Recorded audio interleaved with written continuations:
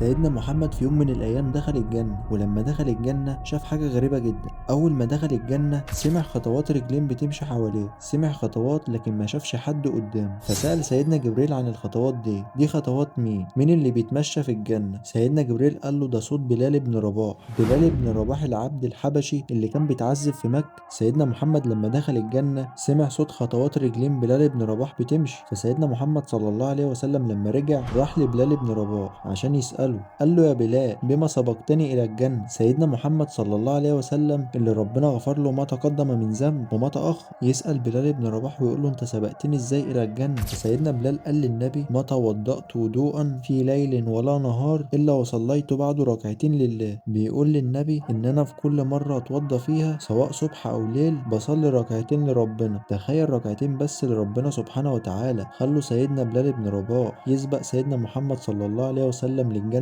فالواحد مننا ما يستهينش بأي عبادة، ممكن ركعتين بس يصليهم يكونوا سبب في دخوله الجنة.